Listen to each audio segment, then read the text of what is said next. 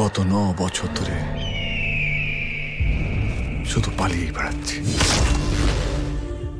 আর দীর্ঘ 9 বছর ধরে আমরা শুধু অপেক্ষা করে যাচ্ছি। ফাইনালি আজকে গিয়ে আমাদের সেই অপেক্ষার অবসান। আজকে ধূমকেতুর টিজার আমরা পেয়ে গেছি। আর এই ড্রেস কোডটা দেখে বুঝতে পারছেন যে আমি কোথায় ফিরে গেছি 9 বছর আগে। যে সময়টাতে সকালবেলা 8টার সময় সঙ্গীত বাংলাতে হাওড়া ব্রিজ দেখতাম, 9টার সময় দেখতাম আই লাভ ইউ। আর তারপর 10টা সাড়ে 10টার সময় তাড়াহুড়ো করতে করতে মা যখন খাইয়ে পরিয়ে দিত, স্নান টান করে জামা কাপড়টা দিয়ে দিত, ব্যাগটা কোনো মতে গোছাতাম, দিয়ে খেতে খেতে আবার সেই সঙ্গীত বাংলা চালিয়ে দেবদার গানগুলো শুনতাম। আমি লিটারেলি সেই জায়গায় ফিরে গেছি। আর সেই জন্য আজকে এই প্রেস করতে মানে জাস্ট ওয়েট করতে পারছি না কখন আমি টিজারটা দেখা শুরু করবো। অলরেডি আমি পজ করে রেখেছি স্ক্রিনটাতে। আজকে একা দেখলে তো হবে না বস, আজকে সবাই মিলে একসাথে দেখবো অ্যান্ড দেখতে চাই যে কি বানিয়েছে। কারণ 9 বছর আগে যখন বেরোনোর কথা ছিল তখন প্রচুর হাইপ পেয়েছিলাম এটা নিয়ে, অ্যান্ড স্কেলটা কি ছিল সেটা আমরা সবাই খুব ভালো করে জানতাম। তো আজকে আমি ঠিক করলাম যে এটা আলাদা করে দেখে একটা জাস্ট রিভিউ দিয়ে দেবো না, এটা সেই জিনিসটাই করবো যেটা করা উচিত। এটা সবাই মিলে একসাথে দেখা অ্যান্ড লাইভ রিয়াকশন দেওয়া, মানে যেটা টিজার ওয়াচ বা ট্রেলার ওয়াচ যেটা হয় সেটা, সেই জিনিসটা আজকে করবো। তো সবাই দেখুন, আগে দেখে নি, তারপর সেটাকে আমরা ব্রেকডাউন করবো, স্টোরি প্রেডিকশন করবো, অ্যান্ড লাস্টে গিয়ে বলবো যে টিজারটা অ্যাকচুয়ালি কিরকম লাগছে, এটা নিয়ে আমাদের কতটা এক্সাইটেড থাকা উচিত, আমরা কি কি এক্সপেক্ট করতে পারি। তো ফটফট শুরু করা যাক নাকি।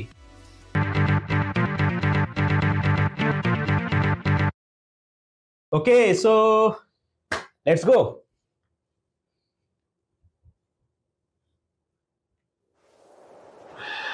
গত 9 বছর ধরে শুধু পালিয়ে বেড়াচ্ছি।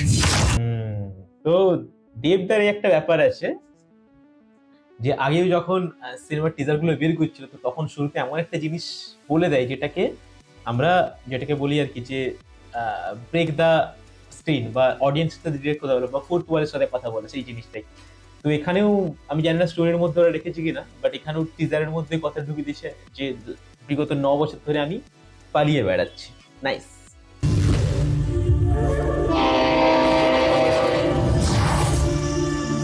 আমি কোনো দোষ না করেও মৃত্যু আমাকে ঘর ছাড়া করে তাড়িয়ে বেড়াচ্ছে।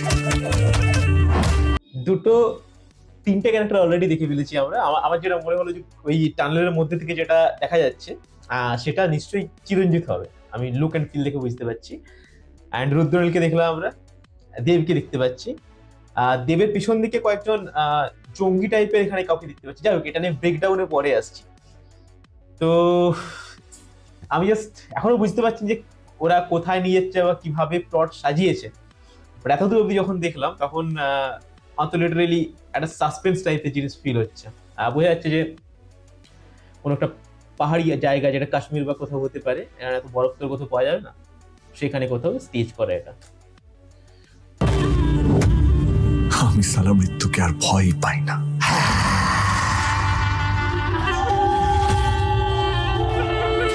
ও দেব শুভশ্রীর বিয়ে, এটা যখন যখন এসেছিল তখন আমরা কি না কি ম্যানিফেস্টেশন করেছিলাম যে অফ স্ক্রিন না হোক, অন স্ক্রিনে হয়ে যাক।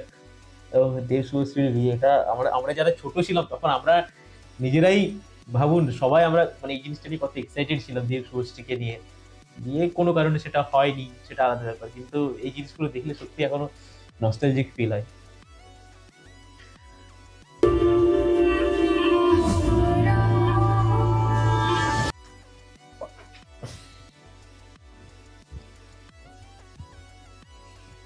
এই সিনটা এই সিনটা নিয়ে আমরা কথা বলছিলাম যখন লাস্ট ভিডিওটা বানিয়েছিলাম, যে দেব শুভশ্রীর একটা কিসিং সিন আছে, সেটা নিয়ে বেশ ভালোই বাওয়াল হবে, হয়তো জানি না সিনেমার মধ্যে রাখবে কিনা, কেটে দেবে, বাট এটা বেশ ভালো একটা সিন ছিল।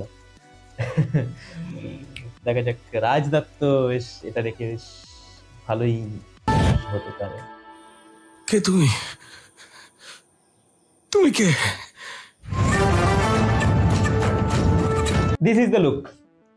এটার জন্যই ধূমকেতু নিয়ে এত চর্চা, এই দেবের লুকটার জন্য। যে যাই বলে থাকুক, যাই কাস্টিং থাকুক, দেব শুভশ্রী থাকুক, কৌশিক গাঙ্গুলি থাকুক, যাই থাকুক, দিস ইজ দ্য লুক। এর জন্য কিন্তু ধূমকেতু নিয়ে এত হাইপ। অ্যান্ড এই লুকটা আমি স্টোরির মধ্যে মানে পুরোটা দেখলে বুঝতে পারবো যে এটা কিভাবে ওরা স্টেজ করছে, মানে কতটা বয়স পেরিয়ে গেছে, তারপর ফিরে এসছে, এরকম টাইপের কিছু একটা। কারণ প্রথমেই বলছিল যে 9 বছর ধরে পালিয়ে বেড়াচ্ছি, তো 9 বছরে এতটা লুক চেঞ্জ হয়ে যাবে সেটা একটা ব্যাপার। দেখছি ওটা পরে কিরকম ভাবে এরা সাজিয়েছে, পুরোটা না দেখলে তো বুঝতে পারবো না। বাট এত ক্লিন লাগছে, আমি এখনো পজ করে রেখেছি, এত ক্লিন লাগছে লুকটা, মানে একটু মনে হচ্ছে না যে জোর করে চাপানো। প্রত্যেকটা ডিটেলস একদম সুন্দরভাবে পরিষ্কার, অ্যান্ড বোঝা যাচ্ছে যে এটা মানে এমন নয় যে বোঝাই যাচ্ছে না এমন ভাবে লুক করেছে, বা বোঝা যাচ্ছে এটা দেবেরই উপর মেকআপ চড়ানো। দেখা যাক।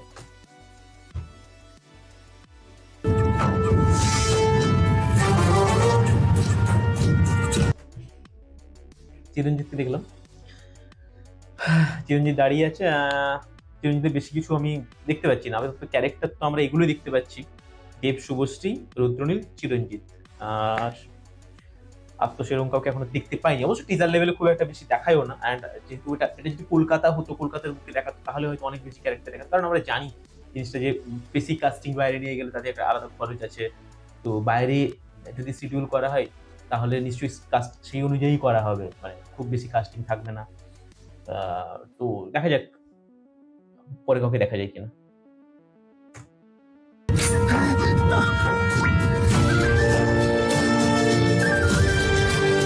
নাইস, পরমব্রত রয়েছে, ওয়াও। এরপর পরমব্রত ওই সময়টাতে পরমব্রত থাকা মানে সেরকম, সেই সময় পরমব্রত এই সময় পরমব্রতের মধ্যে কিন্তু পার্থক্য আছে। ওই সময় পরমব্রত খুব চুজি সিনেমা করতো, খুব বেশি বেশি সিনেমা করতো, খুব ভালো ভালো সিনেমা করতো। এটা সেই ওই হেমলক সোসাইটির পরমব্রত যেরকম ছিল এক্স্যাক্টলি ওরকম লুকটা লাগছে আমার। তো এখানে পরমব্রত আছে মানে ছোটখাটো চারটা রোল নিয়ে বেরিয়ে যাবে, সেখানে শুভদৃষ্টির মতন হবে না যে ভাইয়ের রোল চরিত্র করে বেরিয়ে গেলাম। এখানে পরমব্রতের নিশ্চয়ই কিছু না কিছু একটা রোল তো থাকবেই। So it's getting excited, no? Right, go on.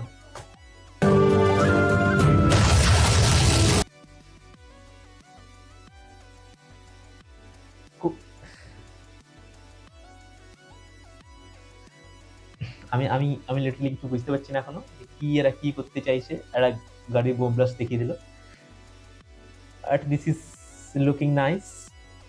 মানে গ্রাফিক্স অনুযায়ী যদি বলি ঠিকঠাক লাগছে, মানে বোঝা যাচ্ছে যে খরচা তো করেছে সিনেমাটার মধ্যে। এটা কি হতে পারে সেটাও এখনো বোঝা যাচ্ছে না, কার গাড়ি অ্যাক্সিডেন্ট বা কিছু, অত কিছু এখন বোঝা যাবে না design level, what ever. Cinema একটা হিরো ভিলেনকে আইন টপকিয়ে কুপিয়ে মারলেও ভাই কি হাঁটছে লিটারালি ঘুরি ঘুরি, মানে দেবদার এর থেকে ভালো অ্যাক্টিং কোথায় দেখেছি আমরা? বুনোহাস, টেক্কা দেখেছি, বা টেক্কারটা যখন টিজার আমরা রিভিউ করেছিলাম টেক্কা, তখন মনে হয়েছে যে একটু চড়িয়ে দেখানো হয়েছে দেবদাকে, কারণ সৃজিত মুখার্জির সিনেমা, এখানে কৌশিক গাঙ্গুলির সিনেমা, দুটো কিন্তু আলাদা জিনিস। কৌশিক গাঙ্গুলি, সৃজিত মুখার্জি দুটো আলাদা জিনিস। তো স্বাভাবিকভাবেই কৌশিক গাঙ্গুলি অ্যাক্টরকে অ্যাক্টরের মতন করে যায়, ঠিক আছে? নিজে যেমন ভালো অ্যাক্টর, সেরকম ভাবে অ্যাক্টরকে প্রেজেন্ট করতে চাই। তো এখানে দেবকে একটা অন্যরকম, আমি এটা শিওরলি লিখে দিচ্ছি, দেবকে যত রকম ভাবে দেখেছেন আপনারা বা আমরা দেখেছি তার থেকে সম্পূর্ণ আলাদা রকম ভাবে পাওয়া যাবে এখানে, মানে অ্যাটলিস্ট অ্যাক্টিং অনুযায়ী।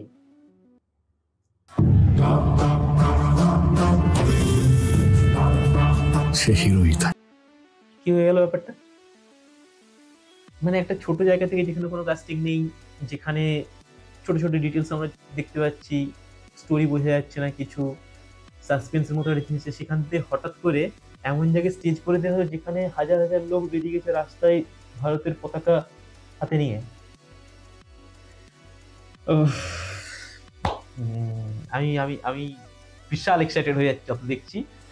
অ্যান্ড আমার মনে হচ্ছে যে এটা এটা শুধুমাত্র ছোট গল্প দিয়ে নয়, এটা টাইম পিরিয়ড টাইপের একটা, মানে অনেক দিন ধরে একটা জিনিস দেখানো, কোনো একটা রিভেঞ্জ ড্রামা হতে পারে, সাসপেন্স থ্রিলার হতে পারে, আর কি হতে পারে।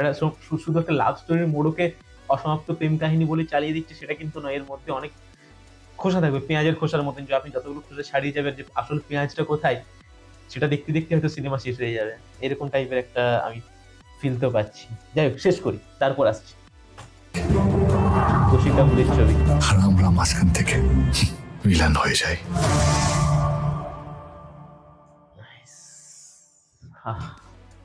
Finally it's over. একটা 1 মিনিট 20 সেকেন্ডের টিজার, বাট আমি এত পজ নিয়ে দেখলাম, আমার মনে হলো যে প্রায় আমি 1 ঘন্টা ধরে দেখছি। মানে এটাকে মনে হচ্ছে যে টানা হয়েছে, সেটা নয়, বাট ওই বললাম না পেঁয়াজের খোসার মতন ছাড়ি ছাড়ি যত দেখছি তত মনে হচ্ছে যে সিনেমা শুধু একটা টিজার বলে ছেড়ে দেয়নি, এর মধ্যে কিন্তু প্রচুর এলিমেন্টস রেখেছে যেটা নিয়ে আমরা ডিসকাস করতে পারি। সো এটাকে হাঁটিয়ে অ্যান্ড আমরা আমাদের কাজে ফিরে আসি। সো যদি আমরা একটু স্টোরির দিকে যাই বা টিজারটা ব্রেকডাউন করি, তাহলে আমরা এটা বুঝতে পারছি যে কোনো একটা পাহাড়ি জায়গায় শুট করা। অ্যান্ড দেব শুরুতেই বলছে যে বিগত 9 বছর ধরে আমি শুধু পালিয়ে বেড়াচ্ছি। তার মানে এমন কিছু একটা হয়েছে যেটার জন্য সে পালিয়ে বেড়াচ্ছে, সেটা বোঝাই যাচ্ছে। কারণ দেব শুভশ্রী যখন আমরা সিনগুলো দেখছি, দেব আর শুভশ্রী একসাথে যখন দেখছি অ্যাকচুয়ালি, তখন কিন্তু দেবকে যথেষ্ট ইয়াং লাগছে। বাট যখন আমরা পরে ওই ট্রেনিং করছে বা যখন সেই কান্না সিনটা করছে, তখন কিন্তু আমরা বুঝতে পারছি যে দেবের যথেষ্ট বয়স হয়েছে, মানে বয়সটা পেরিয়ে এসেছে 9 বছর। তো ওই 9 বছর ধরে সে একটা মিলিটারি একটা লুকে চলে গেছে। তার মানে এটা বুঝতেই পারি যে সে পাহাড়ি জায়গাতেই কোথাও একটা বসবাস করতো, অ্যান্ড সেখান থেকে সে আরো একটা পাহাড়ি জায়গায় চলে গেছে। সেটা জানেন অন্য জায়গা হতে পারে, ওখানে হতে পারে উঁচুর দিকে, কারণ ওখানে বরফ টরফ আমরা অনেক বেশি দেখতে পাচ্ছি।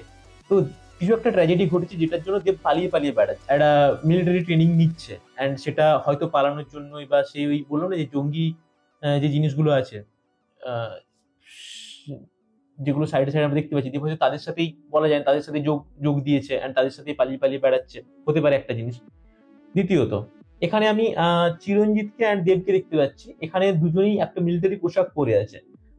আমার পার্সোনালি মনে হচ্ছে যে জঙ্গিগুলো আছে তারা চিরঞ্জিতের আন্ডারে কাজ করে, অ্যান্ড দেব তাদের ওখানেই যোগ দিয়েছে, ঠিক আছে। এরপর সেটা আমি জঙ্গি বলে উল্লেখ করছি, কিন্তু সেটা জঙ্গি নাও হতে পারে। আমি তো স্টোরি জানি না, বাট ওই যে দলটা আছে দেব তাদের সাথে যোগ দিয়েছে কোনো একটা কারণে, ওখান থেকে পালিয়েছে। এটা 9 বছর পরের ঘটনা।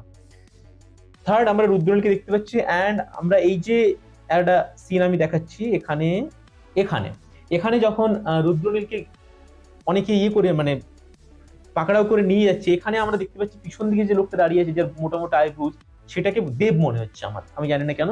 অ্যান্ড এখানে ড্রেসটা দেখে বুঝতে পারছি রুদ্রনীলের ড্রেস। রুদ্রনীলকে এখান থেকে তারা কিডন্যাপ করে নিয়ে যাচ্ছে, ঠিক আছে। পরে কোনো একটা সময় যখন এখানে বলছে তুমি কে তুমি, যখন সে বুড়ো দেবকে উদ্দেশ্য করে বলছে, তার মানে দেব কিন্তু অ্যাকচুয়ালি বুড়ো হয়ে যায়নি, দেবের ওটা লুক। কারণ রুদ্রনীলের এই লুকটা আর রুদ্রনীলের এই দেবের সাথেই আরো একটা জায়গায় দাঁড়িয়ে থেকে যেখানে দেব মাথায় বন্দুক ঠেকিয়ে আছে রুদ্রনীলের, সেখানে লুকটা দুটো সেম লুক। তাহলে দেব দুটো হতে পারে না, ডাবল রোল তো এখানে নয় আমার যেটা মনে হয়। তাহলে দেব যে বুড়োর লুকটা সেটা কিন্তু একটা প্রস্তরিক লুক। তো আমার মনে হয় ওটা গা ঢাকা দেওয়ার জন্য, যে যখন ওখানে জনবসতিতে ঘুরে ঘুরে বেড়ায়, ওই সময় যে জওয়ানে আমরা দেখেছিলাম শাহরুখকে, ভাগ্যিস সেটা জওয়ানের পর আছে, নইলে সবাই সেটার সাথে কম্পেয়ার করে দিত। তো ওই লুকটা দেব শুধুমাত্র ওই মানুষদের কাছে যাতে নর্মালি ঘুরে বেড়াতে পারে ওই জন্য রাখে। বাকি দেবের লুক এটাই, যেটা ওই জঙ্গি গোষ্ঠীর সাথে বা ওই গ্রুপটার সাথে দেব যেভাবে থাকে। আচ্ছা, এবারে রুদ্রনীলের একটু খোসা ছাড়ানো যাক। এখানে দেব শুভশ্রীর যে বিয়েটা আমরা দেখতে পাচ্ছি, পিছন দিকে যে লোকটা আছে যেটা আমার মতো ড্রেসটা পরে আছে মাথায়, সেটা কিন্তু রুদ্রনীল। সেখানে তার বয়সটা দেখুন অনেকটাই কম, তাই না। তো এটা 9 বছর আগের ঘটনা, যেখানে তার বিয়ে হয়ে যায়, অ্যান্ড তারপর দেব কোনো মতে কাউকে হয়তো একটা মেরে দেয় বা কিছু একটা ঘটনা ঘটে যায়, বা দেব ফেসে যায় কোনো একটা কারণে, অ্যান্ড সেখান থেকে তাকে পালিয়ে বেড়াতে হয়। অ্যান্ড তারপর রুদ্রনীলের সাথে যখন আবার পরে দেখা হয়, রুদ্রনীলকে আবার দেখতে পাই, সেখান থেকে সে কিডন্যাপ করে নেয়। তো রুদ্রনীলের একটা ভালোই যোগাযোগ আছে গোটাই এর মধ্যে। আচ্ছা, দেব শুভশ্রীর এই সিনটা সেই সেই সেই এরা নস্টালজিয়া, তাই না। শুভশ্রীকে ওইরকম দেখতে, অ্যান্ড দেবদাকে, ও মাই গড, এটা নিয়ে বেশি কিছু বলবো না। এটা আমি যখন এটা হলে যাবো, অ্যান্ড আমি এনজয় করবো, জাস্ট এই জিনিসগুলোকে এনজয় করবো। কারণ আমাদের পুরোনো ওই সময়গুলো কত ভালো ছিল আমাদের, এখন কত লাইফে টেনশন বা চারদিকে দুনিয়াতে যা ঘটছে, এর জন্য কিরকম একটা পাল্টে গেছে। আমরা সবাই মনে হচ্ছে যে যথেষ্ট বেশি ম্যাচিওর হয়ে গেছি আমরা, সেই সময় এই ব্যাপারগুলো ছিল না। তো যখন হলে যাব আমি সবকিছু ভুলে ওই সময় ফিরে যাব, সব রকম টেনশন ভুলে, অ্যান্ড এই জিনিসগুলোকে আমি তখন ফিল করতে চাই লিটারেলি। আর যেটা নিয়ে কথা বলে সেটা হচ্ছে পরমব্রতকে দেখতে পাচ্ছি, নাইস। আমাকে যদি স্টোরি প্রেডিকশন জিজ্ঞেস করেন, আমি বলবো পরমব্রত এখানে একটা ভিলেনের চরিত্র হয়তো প্লে করবে, ভালো চরিত্র নয় আমার মনে হচ্ছে।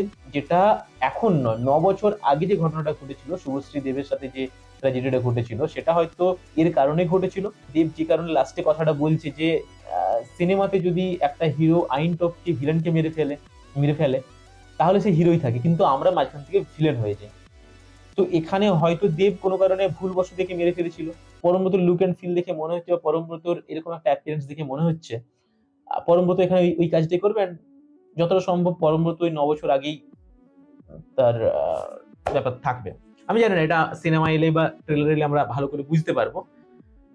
বাট লাস্ট দিয়ে শেষ করি একটু, এখানে দেখা যাচ্ছে যে সবাই পতাকা নিয়ে, ইন্ডিয়ান পতাকা নিয়ে রাস্তায় বেরিয়ে এসেছে। অ্যান্ড দেবও একটা পতাকা হাতে, বুড়ো দেব যেটা পতাকা হাতে রাস্তার মধ্যে বেরিয়েছে। অ্যান্ড এখান থেকে আমরা বুঝতে পারি কেন সিনেমাটা 14 আগস্ট রিলিজ করছে এত ডেটের মাঝখানে। তার কারণ হচ্ছে এই এই ব্যাপারটা তো একটা থাকবেই শেষের দিকে, যে ভারত স্বাধীনতার একটা ব্যাপার আছে, ঠিক না? সেই জিনিসটা, সেই সেন্টিমেন্টটাকে আমার টাচ করবে। তো সেই জন্যই ওই 14 আগস্ট ডেটটাকে চুজ করা। না হলে সবাই জানে অলরেডি যে ওই সময় বড় বড় দুটো সিনেমা আসছে, কুলি আসছে, ওয়ার আসছে। তো তার মাঝখানে সিনেমাটা রিলিজ করার কোনো কারণ থাকবে। তো এই সেন্টিমেন্টটাকে টাচ করার একটা পরিকল্পনা করা হচ্ছে আমার মনে হচ্ছে। বাট যাই হোক, এত বেশি টিজার ব্রেকডাউনের মধ্যে আজকে দেখা যাচ্ছে না। আর বেশি কিছু আমি বলতেও চাইছি না, কারণ মজাটা নষ্ট হয়ে যাবে সবার। অলরেডি সবই বলে দিয়েছি যদিও। সো টিজার লেভেলে আমার খুবই সুন্দর লেগেছে, খুবই সুন্দর। এত সুন্দর টিজার কাট আমি বাংলা সিনেমাতে খুব কম দেখি।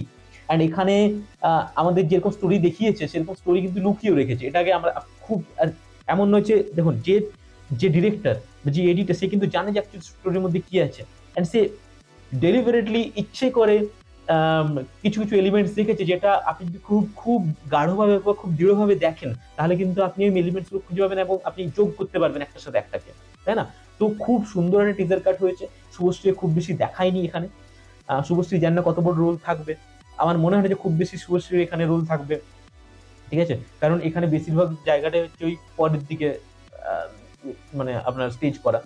শুরুর দিকটাতে শুভশ্রীর একটা ভালোই রোমান্টিক একটা প্লট থাকবে শুভশ্রীর জন্য। তো টিজার লেভেল আমার খুবই সুন্দর লেগেছে। আমি খুব এক্সাইটেড হয়ে আছি এবারে ট্রেলারটা কখন আসবে। তো আমরা জানি আপনারাও সেম ভাবে এক্সাইটেড। আপনাদের কিরকম লাগলো টিজারটা, এন্ড আপনারা কতটা ওয়েট করেছিলেন এই সিনেমাটার জন্য, এবং দেবদার জন্য কি মেসেজ থাকছে বা দেবদাকে কিরকম লাগছে সেই জিনিসটা আপনারা কমেন্টস এর মধ্যে জানান। আমি ছিলাম শান্তনু, আপনারা দেখছিলেন ফাইনালি বাঙালি। নমস্কার।